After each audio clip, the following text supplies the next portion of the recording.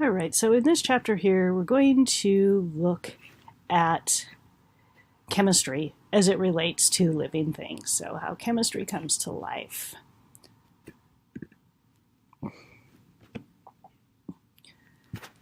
So you may be looking at it and go, why do I have to understand anything with chemistry to look at biology? The reason for that is biology, living things are made up of chemicals, and therefore it's based on principles of chemistry and physics. So we are made of collections of atoms and molecules, and we follow the same rules they do.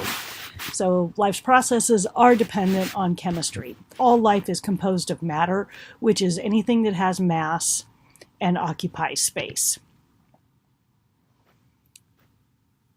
So since chemicals compose your body, and all bodies' activities are chemical in nature, that's why fundamental concepts of chemistry are important in understanding biology. So what we're going to do here is kind of review some fundamental concepts of chemistry. It's not a comprehensive chemistry class by a long shot.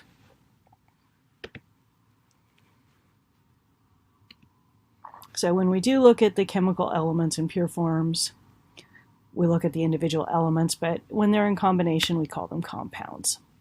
So all forms of matter are made up of the chemical elements. The element is going to be the substance that cannot be split into a simpler substance by ordinary means. They do have subatomic particles that they're made out of, but when you break them down into there, they're no longer going to maintain their properties.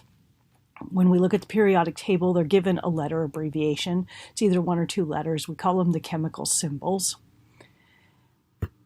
And some of them are available more abundantly in the body. Others are just in very small amounts. We call them the trace elements. So here's an example of a periodic table. You can see that they all have these chemical symbols in there. We have a couple of lines that are actually inserted in where you'll notice you go from 57 to 72 here, and then 89 to 104. That's where these would be inserted in the lanthanide and actinide series.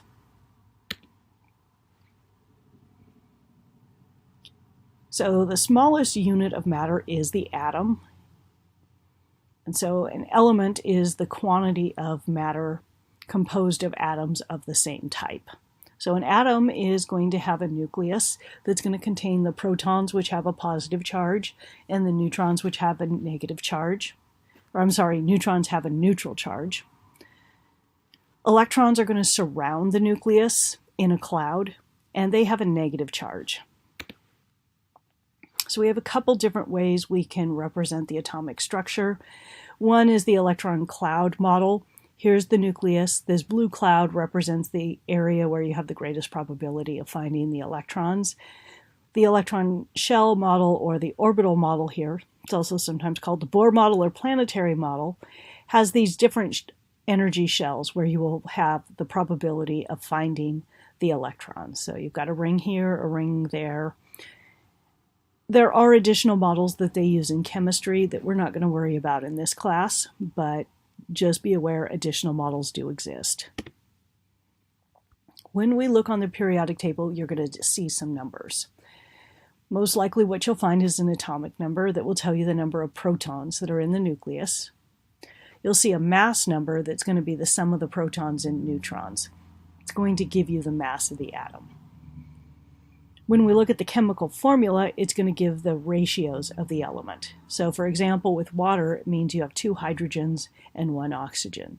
For carbon dioxide, it's 1 carbon, 2 oxygens. Molecular oxygen is just 2 oxygens. And then sodium chloride is a sodium and a chloride. This is a salt, so it means you've got 2 ionic compounds together. So when we look at the structure of these, for example, hydrogen, the atomic number is 1. It's got 1 proton, 1 electron in this first shell. Carbon, its mass number is 12 most of the time. Where you see this or 13 here, these are other isotopes that may be out there, other forms.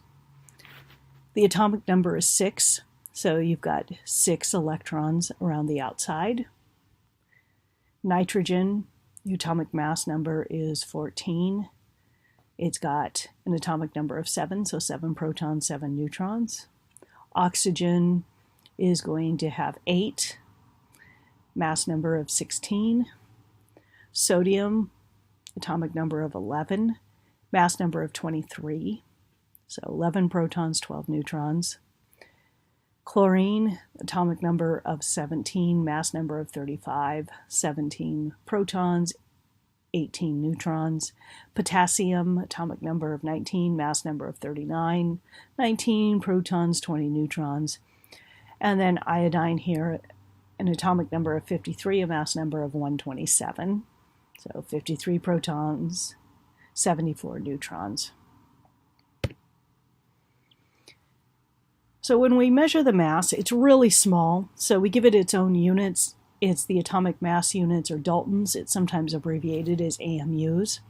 So a neutron has a mass of 1.008 Daltons. The proton has a mass of 1.007 Daltons.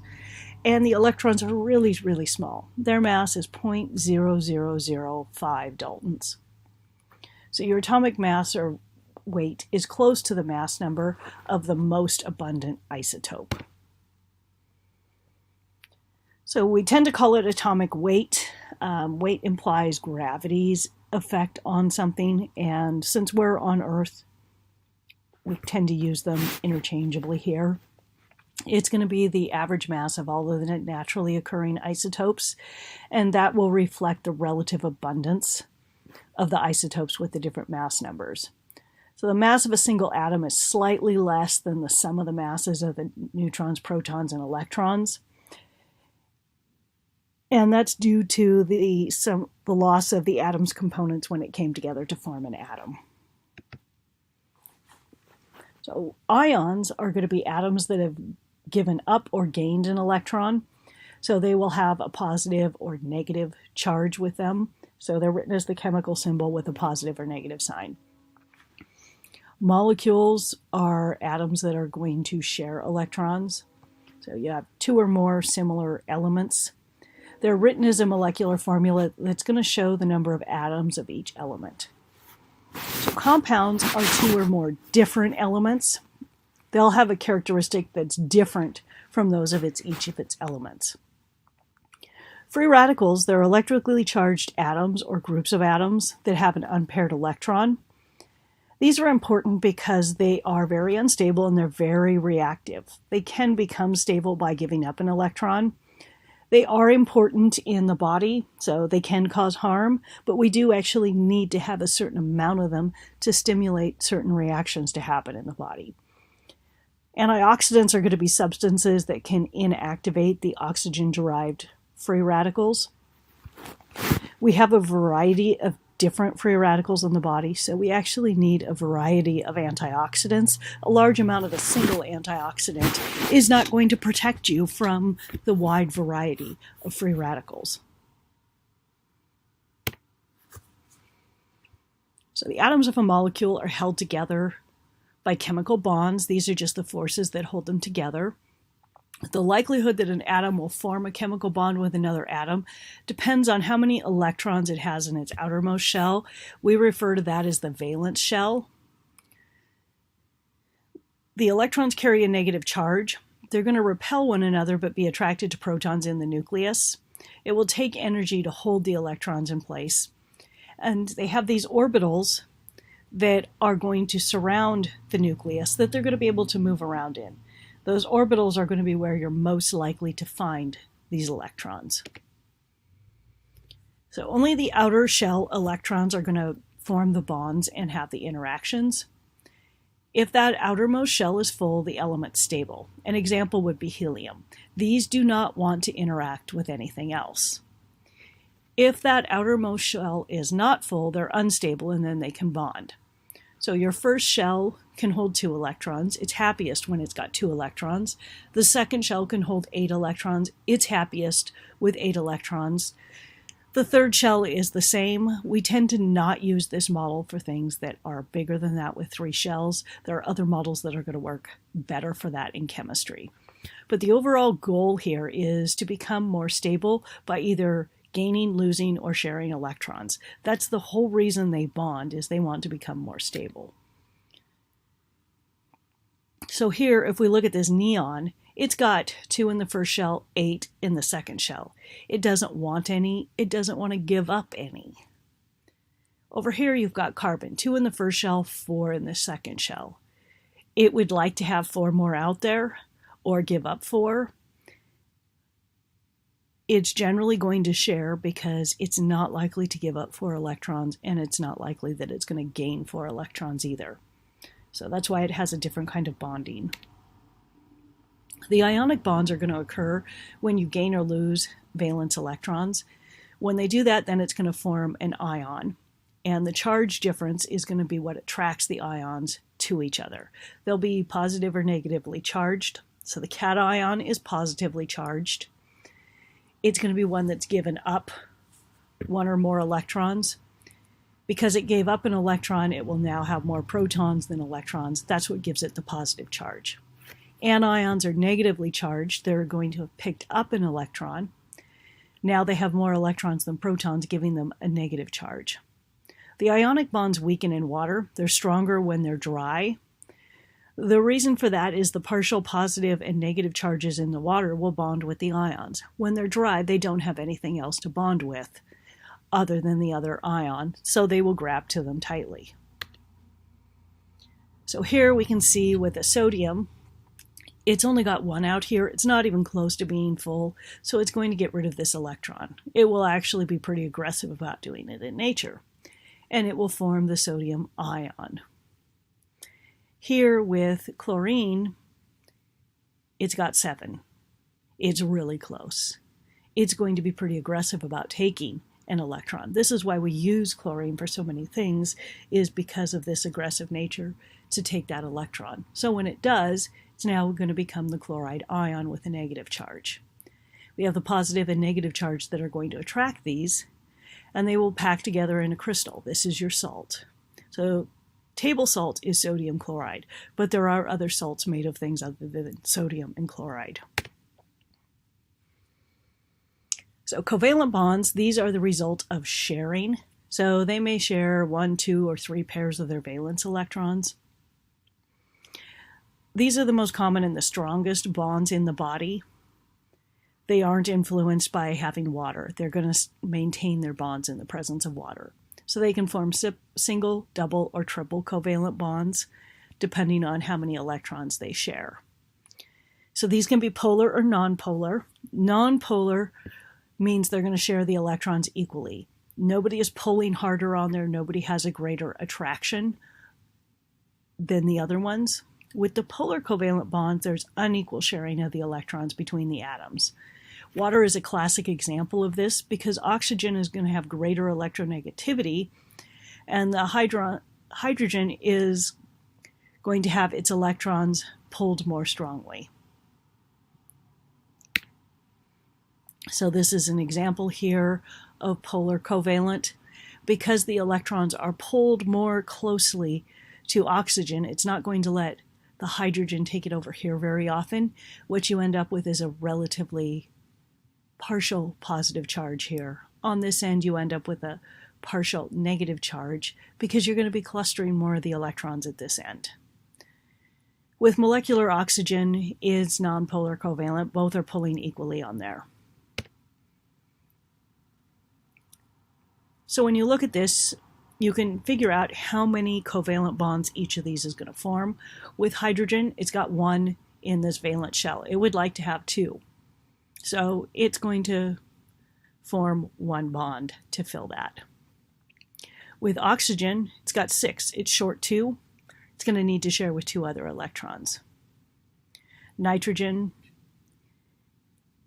it has 5. It's going to need to share 3 other electrons. Carbon, 4. It's going to need to share 4 other electrons.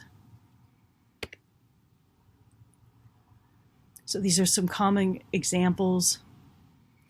Here, the hydrogen atom, making the hydrogen molecular formula H2, 2 oxygens together, 2 nitrogens together. So with those, they have to share 3 electrons.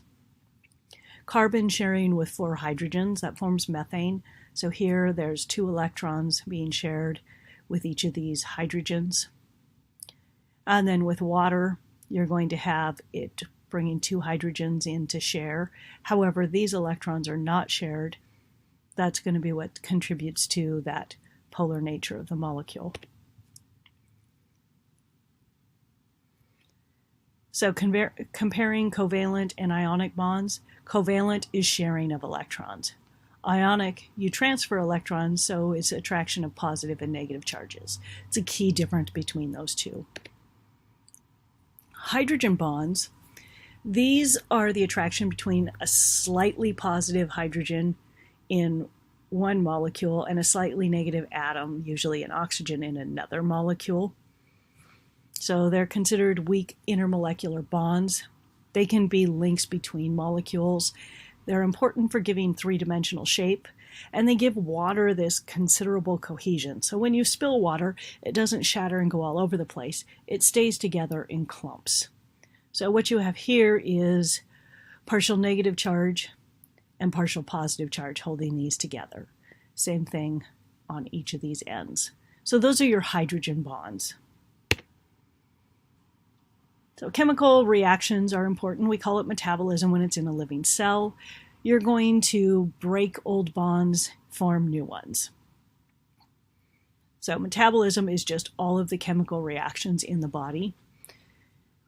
The law of conservation of mass applies here. The total number of mass reactants will equal the total number of the mass of the products. So whatever you have here, you're going to have the same number of each of those on the other side. So they do require a source of energy and a catalyst, which is going to be an enzyme. They will occur in liquid environments, which is water in living systems, and they're going to be influenced by the temperature, the concentration of the reactants, the catalysts, enzymes, and pressure. So there's 2 principal classes of energy. Chemical reactions involve changes in energy. So your potential energy is the stored energy. Kinetic energy is your energy of motion.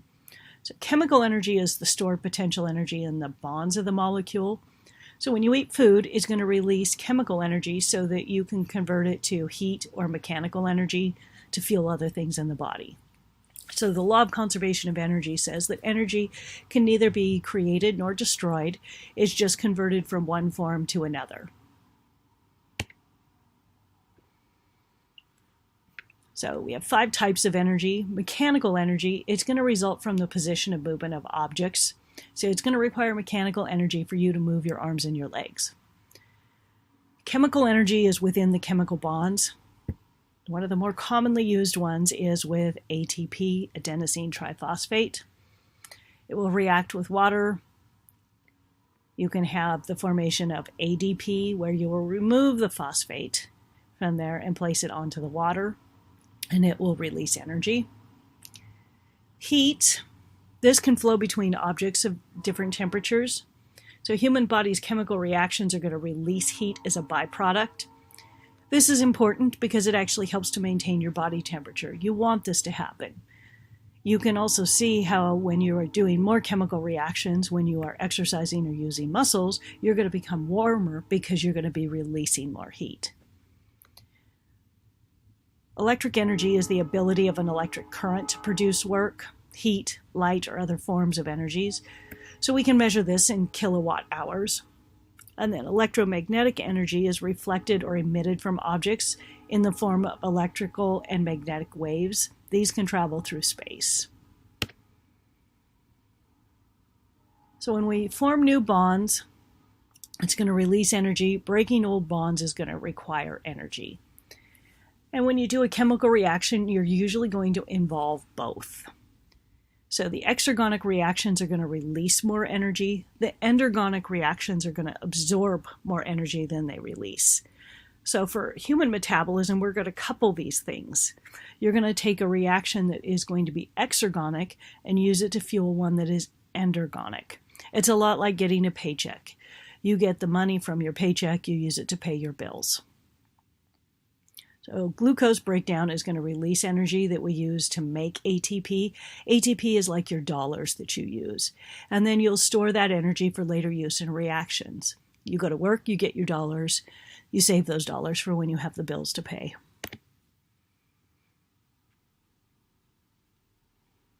So an exergonic reaction is showing here your reactants have a high amount of energy. Some of that energy is released and the products will have a lower amount.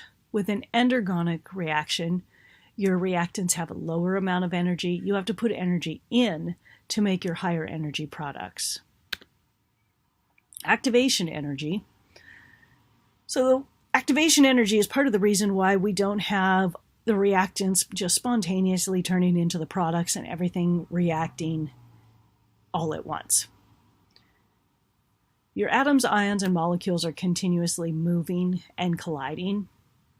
Your activation energy is the amount of collision energy needed to break the bonds and begin the reaction. If you don't have enough energy put into this, it's not going to be able to get things started. You've got to have something kick in a little bit of energy to break the bonds, and then it will be able to go ahead and release the energy and end up with your lower energy products here. So things that are going to cause a collision in a chemical reaction, the concentration. The more concentrated your substance is, the more likely it's going to have a collision with a neighboring substance. Temperature is important. The higher the temperature, the faster they're moving, the more likely there is to be a collision. Catalysts are chemical compounds that are going to speed up the reactions by lowering the activation energy. So this doesn't actually alter the difference in the potential energy between the reactants and the products. All it means is it's going to take a lower amount of energy to get things started. One of the ways they do this is they help to properly orient the colliding particles. They put them on the same track so it's easier for them to run into each other.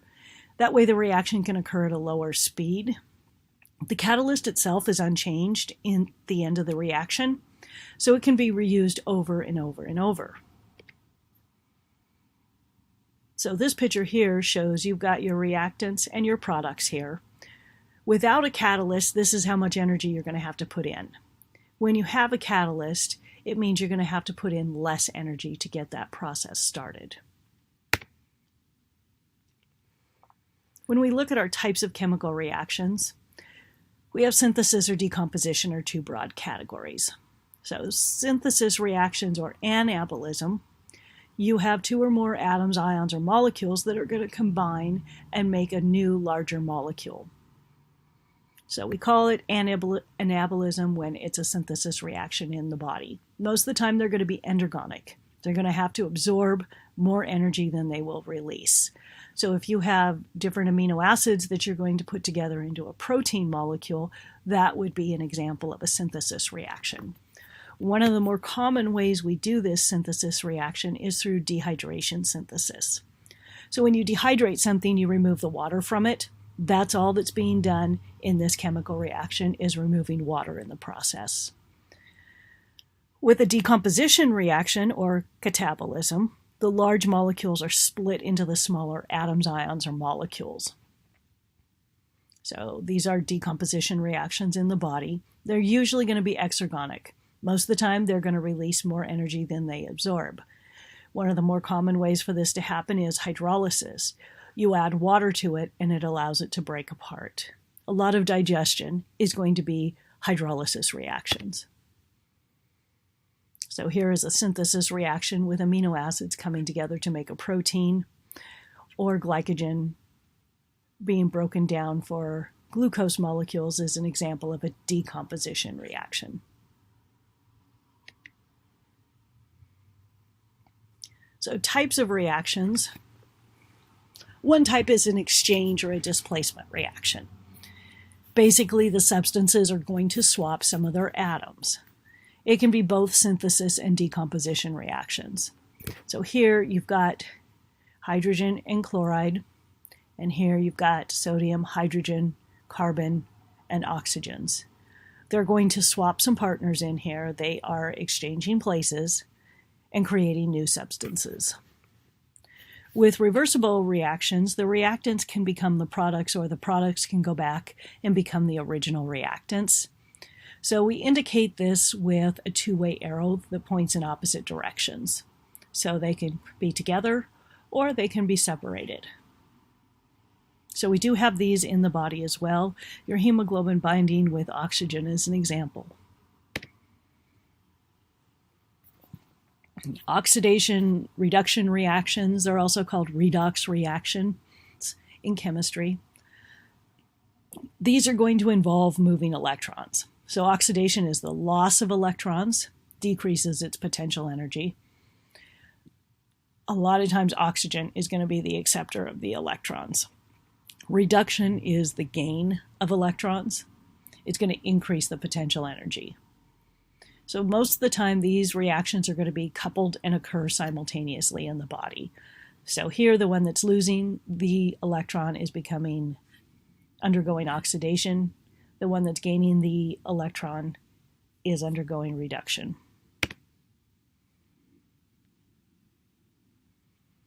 So looking at inorganic compounds and solvents, most of the chemicals in the body are compounds. So inorganic compounds, they usually lack carbon. They can have carbon in there, they're just not the star of the show. When they do, they're usually structurally simple. So things like carbon monoxide, carbon dioxide, and bicarbonate. Some examples of inorganic compounds: water, oxygen, carbon dioxide, salts, acids, and bases. Organic compounds are usually going to contain carbon and usually a hydrocarbon or hydrogen. That's why they're called hydrocarbons. They always have covalent bonds. Water is extremely important in living systems. It's the most abundant inorganic compound. It's a polar molecule, and so it's able to form hydrogen bonding with other water molecules. It's a large percentage of the body weight, so about 50% in females, 60% in males. The reason for that, females have more body fat than males. And it's 92% of the water that makes up blood plasma.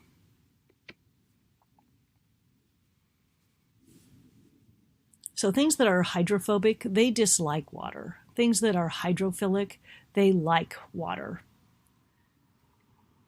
Here, when you have a salt being dissolved, you have this hydration sphere form around it. So you have the sodium here, it's got all these partial negatives surrounding it. The chloride ion has all these partial positives around it. So water does play some very important parts in living organisms. It helps to stabilize the body temperature. It's got a high specific heat, so it takes a lot of energy to actually raise the body temperature. So it makes it pretty resistant to temperature changes. It also is going to evaporate, so you can use it to cool the body with sweating. So just the fact that you are made of water makes you resistant to heat changes, but then as water evaporates off your skin to sweat, it will take the heat with it as it leaves your body. It can provide protection, so it can be a lubricant from friction. It can give fluid cushioning around organs, so cerebral spinal fluid provides some cushioning around your brain. It will participate in chemical reactions. So for reacting molecules, they a lot of times have to be dissolved in water. So this allows us to do hydrolysis and dehydration synthesis reactions. It can be a mixing medium as well. So a mixture is a combination of two or more substances that blend together, but they're not chemically combined. So this allows us to have solutions. You can also have something suspended in water, or you can have colloids. So the mixture is the combination of the elements and the compounds. They're physically blended together. When you have a solution, the substance called the solvent is going to dissolve another substance in the solute. The solute is going to be the substance that's going to come apart. The solvent is going to be what allows it to come apart. Colloids are different from a solution because of the size of the particles. They're large enough to scatter light. But a lot of times if you are to look at it, it's not going to appear that there are any particles in something. You can't see them well with the naked eye. A suspension is going to have a suspended material that may mix with the liquid or suspending medium for some time, but eventually it will settle out. So the solute's the substance that will dissociate. The substance allows that other substance to dissolve. So when something is soluble, we say it will dissolve in water. If it's insoluble, it does not dissolve in water. Kind of the rule of thumb in chemistry is like dissolves like. If it's polar, it is more likely to dissolve in water. Of course, there are exceptions. We can't have anything be that easy, but it's a good rule of thumb to go with. The concentration of a molecule is a way of saying how much of it you've got dissolved in a solution. The percent gives the relative mass of a solute found in a given solution. More useful most of the time is the mole. It's the name for the number of atoms in an atomic weight of an element, or the number of molecules in a molecular weight of that type of molecule, with the molecular weight being the sum of all the atomic weights of the atoms that make up the molecule. So if we're looking at the molecular weight of water, it's 2 hydrogens, 1 oxygen. Oxygen has a molecular weight of 16. Each hydrogen has a molecular weight of 1. When we add those all together, it's going to be 18.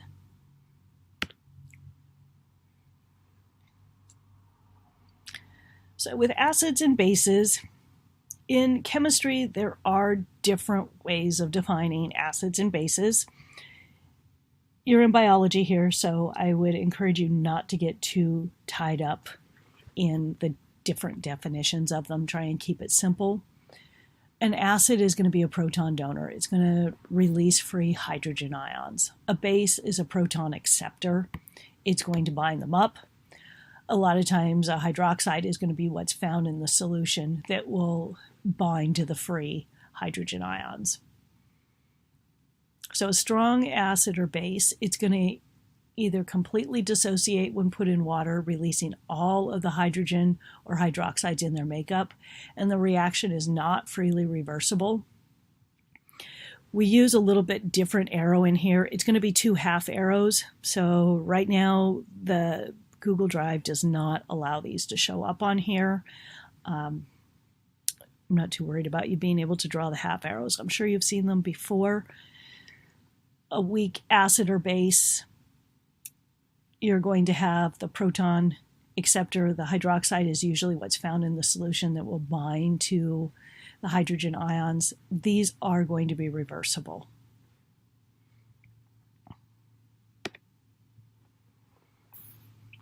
So here's an example of an acid where you've got this hydrogen being released in a solution, a base, this hydroxide.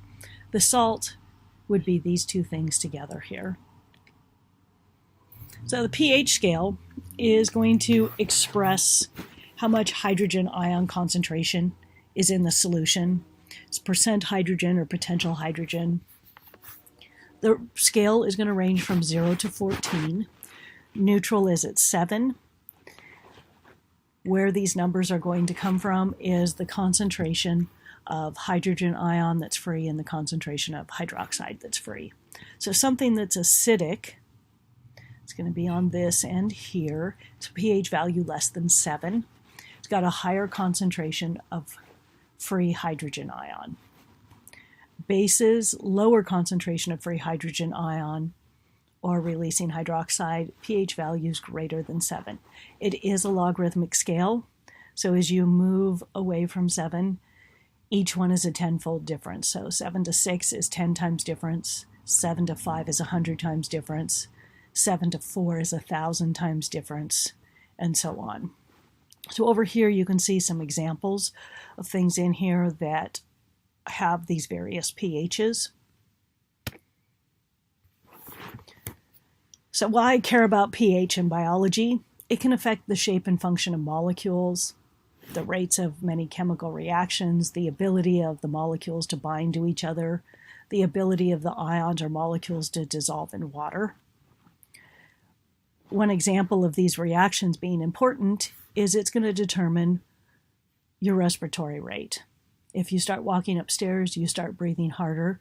Part of it is a change in pH that's going to trigger that need to be able to express and get rid of more of that carbon dioxide. In an organism, we're usually only able to tolerate small changes in pH. Your blood pH has to be maintained between 7.35 and 7.45. Because they need to be maintained at these relatively narrow ranges, buffers are important. They're going to act as a reservoir for hydrogen ions, so they can donate or remove them from a solution as necessary to reduce the amount of pH change, but they're going to have limits. Once all of their hydrogen ions have been donated or removed, once they've already used everything they can hold, then they're no longer going to be an effective buffer. So it can convert a strong acid or base into a weak acid or base. So some used by living systems, bicarbonate, phosphate, amino acids, and proteins.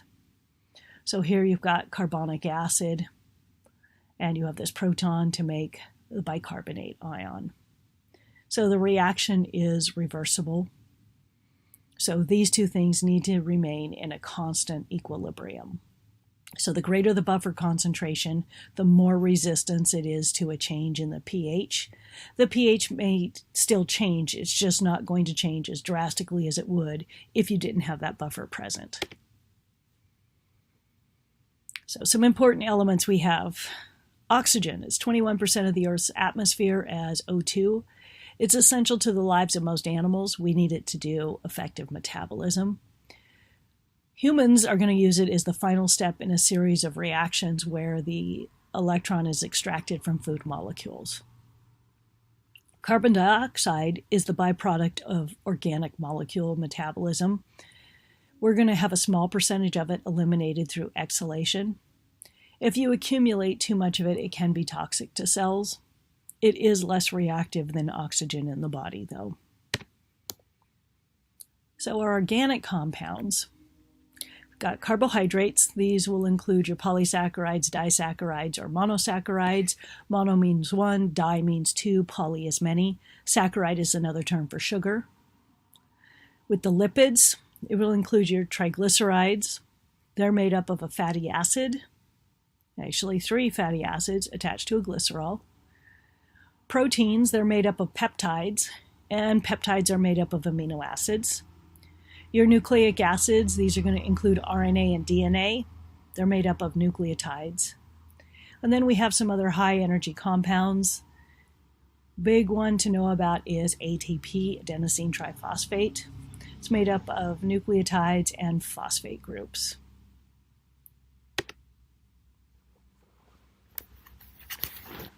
So carbon is unique. It's going to form 4 covalent bonds with up to 4 other atoms. It is going to be able to form most of the molecules required for life. So these molecules are carbohydrates, lipids, proteins, and nucleic acids. So we have the carbon backbone that's going to be the series of carbon atoms that we are bound together by these covalent bonds. So this is going to allow for varied lengths as well as highly varied combinations of atoms. So carbohydrates, they're made up of carbon, hydrogen, oxygen in a 1:2:1 ratio. So glucose, your most common one, 6 carbons, 12 hydrogens, 6 oxygens, 1:2:1. So the term means atom that is hydrated. So mono is 1, di is 2, poly is many. What do we use these for? Some of them are structural to make ribose and deoxyribose in your RNA, DNA, and ATP.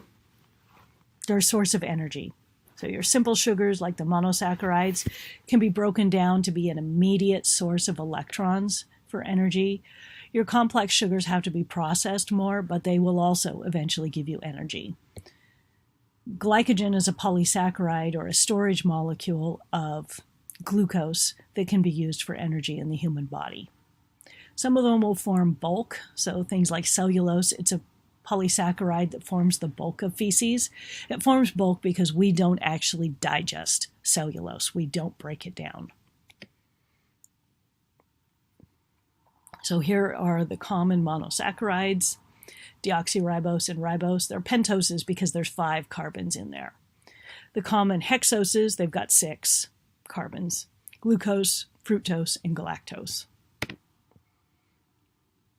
So your common disaccharides, it's 2 monosaccharides put together by dehydration synthesis. So sucrose is glucose and fructose. It's what's commonly in table sugar. Maltose is malt sugar. It's 2 glucoses. Lactose is glucose and galactose. This is going to be milk sugar. So when someone's not able to digest this, we say they have lactose intolerance. Polysaccharides. So these are going to form long chains. There's 3 major types. In animals, you find 1 type. In plants, there's 2 types. So in animals, glycogen is the big one. It's your animal starch. This can be relatively quickly metabolized when you need it. For cells, you're going to store it in your muscles and your liver. Starch, these are long chains of glucose. Humans can break it down. So some plants are going to store a lot of this, like a potato. Cellulose, they're long chains of glucose that act as a structural molecule. We don't have the enzymes to break it down, which is why it becomes the bulk of feces. What's in your feces is what you didn't use when you consumed food. It's the part of the food you didn't use. Glycoproteins, they're carbohydrates and proteins. We use these a lot as markers on cells to identify what kind of cell it is. Lipids are fats. Their major components are carbon, hydrogen, and oxygen. Minor components, phosphorus and nitrogen. Compared to carbohydrates, they don't have a 2-to-1 ratio. They have a lower ratio of oxygen and carbon, so it makes them less polar. So they can be dissolved in non-polar solvents. Things like acetone and alcohol, they don't like to dissolve in water. There's 4 major groups, the triglycerides. Triglycerides are very abundant in the human body. Phospholipids, classic place we see them is in cell membranes. And the steroids, they're ones that are derived from cholesterol. And then the other category. Lipids are going to provide protection. They surround and protect organs. They'll give insulation. Fat under the skin prevents heat loss. We have some that forms myelin sheaths to electrically insulate the axons of your nerves. They can have regulatory functions like the steroids, regulating the physiological processes, prostaglandins that regulate inflammation.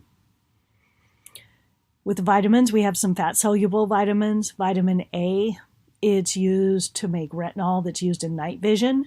Vitamin D, it helps promote calcium uptake in bone tissue. Vitamin E, an important antioxidant, it also promotes healing. And vitamin K is necessary to form clotting factors. So these vitamins do have other roles in the body where they're important for more than just those things. So then they can also be a source of energy where they're broken down to yield more electrons than either carbohydrates or proteins, hence they have more calories. So the triglyceride, it's made up of a glycerol with 3 fatty acids attached to it. It's 95% of the fat in the human body. So the fatty acids will differ from each other by the number of carbons and how saturated they are. So one that is saturated only has single covalent bonds between the carbons. One that is unsaturated has 1 or more double covalent bonds between the carbons. So if it's just 1, it's monounsaturated. If it's more than 1, it's polyunsaturated. So here in this example of a triglyceride, you can see with the saturated fats, they are nice and linear, makes them stack up nice and neatly. Here where you've got this point of unsaturation, there's a little bend or a kink in the molecule. That means when you have more unsaturation in there, they're not going to stack up as neatly. They're not going to be as stable. When you have large amounts of saturated fats, they'll tend to be solid at room temperature, things like butter and lard. When you have more unsaturated fats, they're going to be more of a liquid at room temperature, more of an oil like olive oil. So phospholipids, they are a glycerol with 2 fatty acids and a phosphate molecule attached. So structurally, they're similar to a triglyceride, except they're going to have a phosphate instead of the 3rd fatty acid. They're polar molecules because they've got this hydrophilic head that is polar. It likes water. The hydrophobic tails do not. So this end of the molecule likes water, this end does not. These are essential in cell membrane structure. So here is a little bit larger picture of it. This is how we show them drawn in cell membranes. Polar heads, this part likes water, this part likes water, this middle section does not.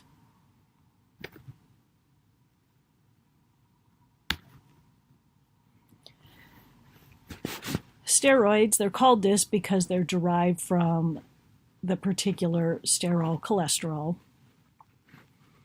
They're structurally unique because they're composed of these 4 ring-like structures made up of carbons.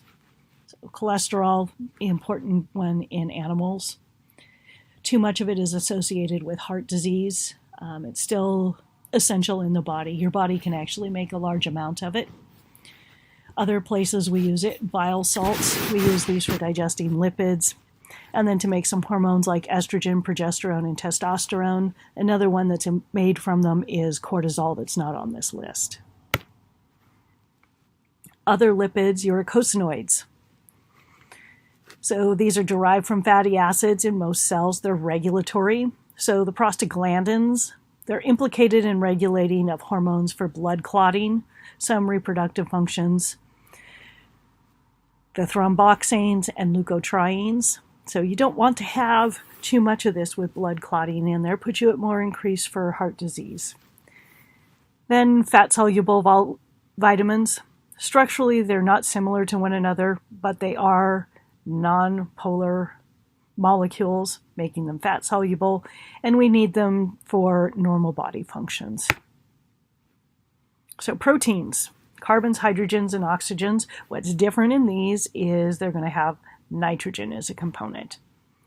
Minor components, sulfur, phosphorus, iron, and iodine. Their molecular mass can be huge. So sodium chloride, to give you an idea, 58. Glucose, 108. Proteins can be 1,000 to several million, so very large. Things they're going to do, regulation. They're going to be enzymes to help control chemical reactions. Hormones can regulate a lot of physiological processes. So if you think about that, some examples, thyroid hormones controlling metabolism, estrogen and progesterone controlling reproductive cycles, testosterone as well. They can do transport. They can help transport things in the watery environment of the blood and help control movement in and out of the cell. They provide us protection, making antibodies in the complement system proteins. It's going to help protect us against foreign invaders. We use them for muscle contraction in actin and myosin.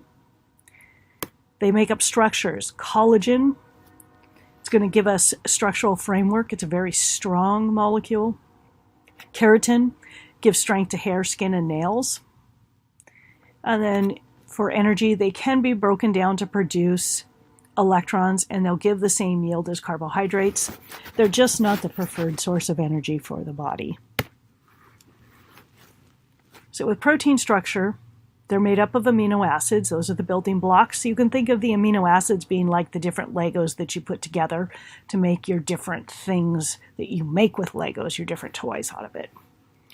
They're all going to have a very similar structure with these amino acids. You've got this carbon in the middle. On one leg of the carbon, you've got a hydrogen. On one leg, you've got this carboxyl group. And on one leg, you've got this amine group. On the fourth leg, you've got this R group. That's what's variable. That's what's different on all 20 of the amino acids.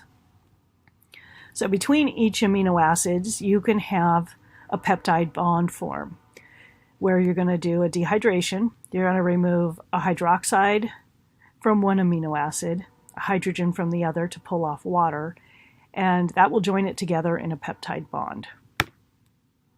So these are the different 20 amino acids in here. In this class, I don't expect you to memorize the names or abbreviations for all of them.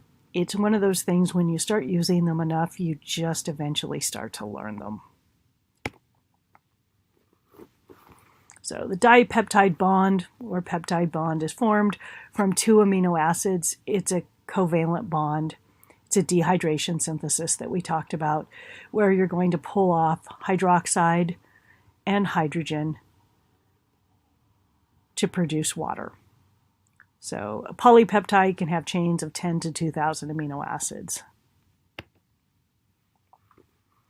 So when you put these together, then you will form your proteins, and there's 4 levels to protein structure.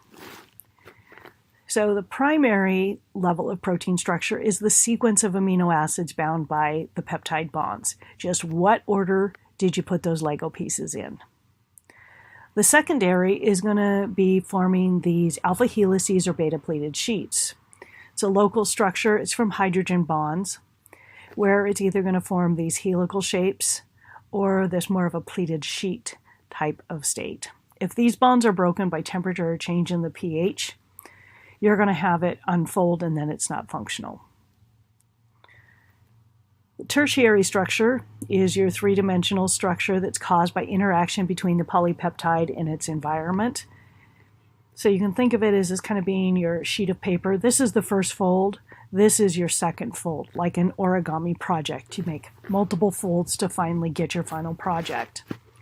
In the quaternary structure, you can have spatial relationships between individual subunits. Think of it as you're making an origami flower arrangement. You use separate pieces of paper to form the individual flowers. You put all of those individual flowers together in your final arrangement. That quaternary structure is putting all those individual flowers together. So when something is denatured, the protein's going to unfold, and then it becomes non-functional. So it changes the function. This can be a result in changing the pH, temperature, or salt. If you think of an egg, when you crack open a raw egg and you apply heat to it, it's going to change. It's going to denature the egg. So the yolk, if you cook it long enough, becomes hard. The rest of it around, the egg will actually turn white. You can't undenature that egg. You can't uncook it. Likewise, you can also take raw eggs and you can stick them in vinegar, leave them in the shell, leave it in there for a few days, and it will denature the egg. When you take it out, the shell will have dissolved and it will actually be like a hard-boiled egg. It was just denatured by pH instead of temperature.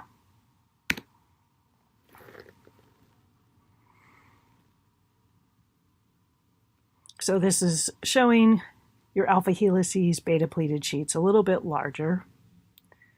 Those folding up to make the tertiary structure, and then 2 of those coming together to make your quaternary structure. So one of the things proteins can form are enzymes that are your protein catalysts. So what they will do is increase the rate of reaction without being changed themselves. So what allows it to do this is its 3-dimensional shape. It's going to act like a lock and key mechanism. We call it the induced fit. So you have your lock is the active site and the key is the reactants. When it comes in, it's an induced fit because it kind of hugs the molecule a little bit. The enzyme can then change shape and it will lower the activation energy. So what it's done is it's helped to orient these in a way that the chemical reaction is a lot more likely to occur. Then it will let it go and it goes back to its original form. So the enzyme will bind the reactants, combines them together. Sometimes it will require a cofactor to do this. So your cofactors can be ions or organic molecules, your coenzymes, that will allow this to happen. It allows the reaction to take place, and then your enzyme is going to return to its original state. When it came to naming enzymes, they were actually really logical about it. They used the enzyme ASE. So if you have sucrose, the enzyme that's going to be used on it is sucrase. Lipids use lipase. Peptides use peptidase. So very easy to see what the enzyme goes with. So your active site is a restricted region of the enzyme. That's the part that's actually going to bind the substrate. Physically, it's like a pocket or a groove on the surface. It's going to be very specific. They will usually work with one substrate, and they will not work with any other kind of substrate. The substrate is going to be the reactant that the enzyme is going to act on. We can have cofactors or coenzymes. Cofactors are going to be inorganic, like metals or minerals. Your coenzymes are your organic cofactors, like vitamins. That's the reason why we need vitamins and minerals for the most part in our diet, is to help with these enzymes. Competitive inhibitors are going to mimic the substrate, so they'll compete for that active site. So one way to overcome this is to increase the concentration of the substrate. Basically, if you put in more substrate, if you had a 50-50 mix, it's got a 50% chance of the substrate getting in there. If you increase the substrate to 90% and the competitor is only 10%, it's got a 90% chance that the substrate is going to go into that little slot. Non-competitive inhibitors, they bind a site other than the active site and changes the shape of the enzyme. So it's going to limit enzyme function, and it doesn't matter how much concentration of the substrate you put in. So the apoenzyme is an inactive enzyme.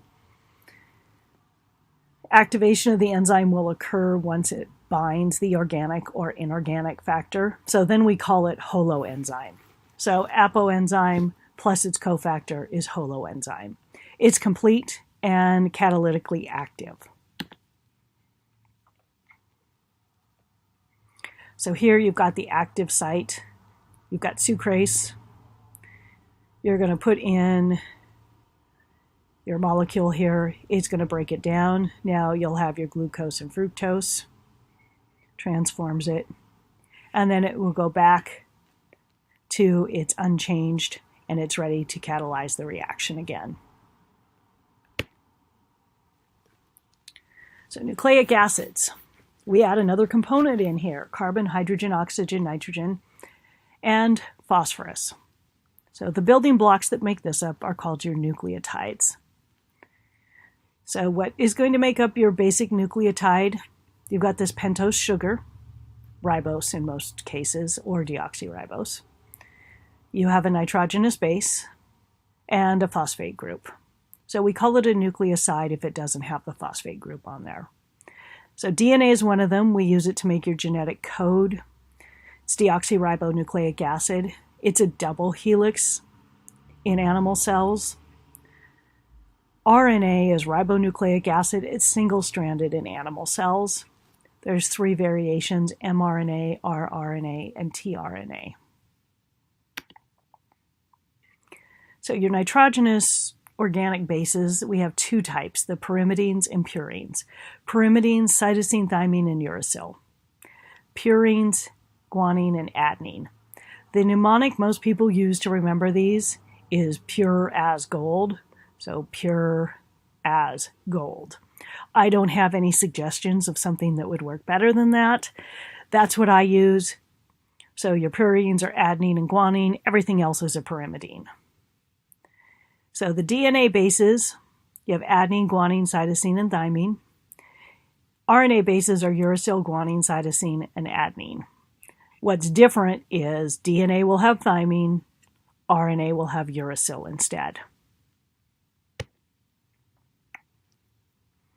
So this picture here illustrates you've got RNA that's single-stranded, DNA is double-stranded. So we sometimes say it looks like a twisted ladder.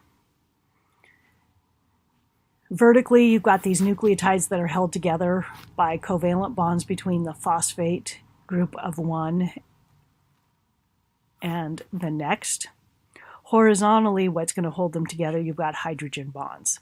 So what you've got here is a sugar, phosphate, sugar, phosphate, sugar, phosphate, sugar, phosphate.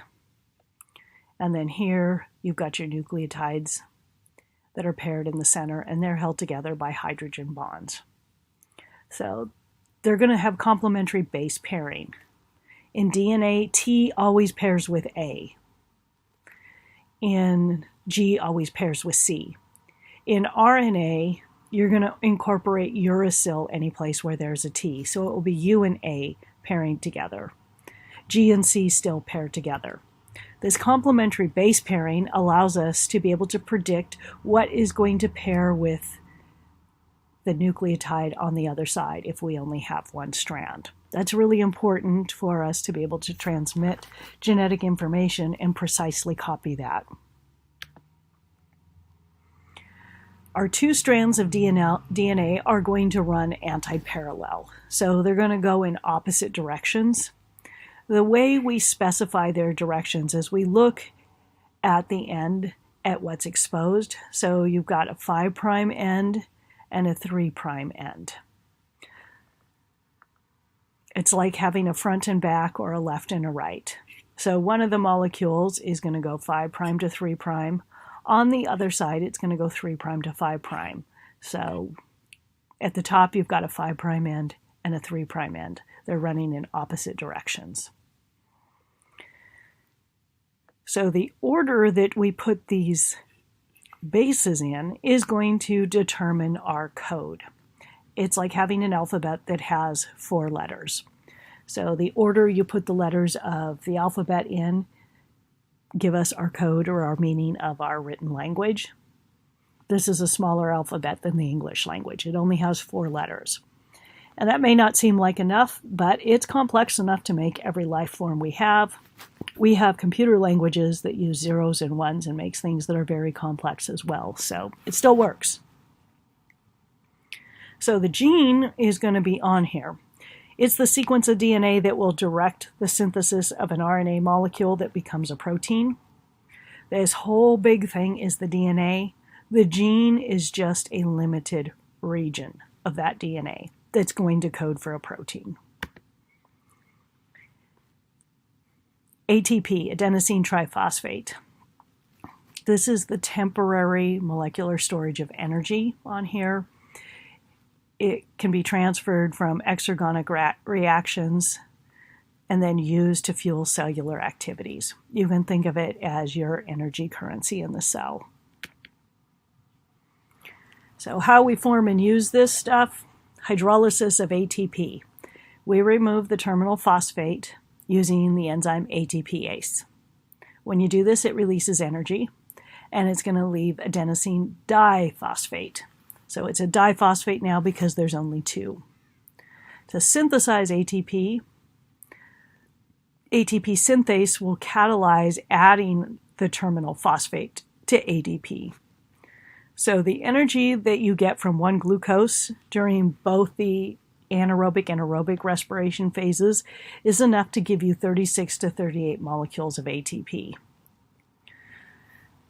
So one of the ways that cyanide works is it will impede the production of ATP within the mitochondria.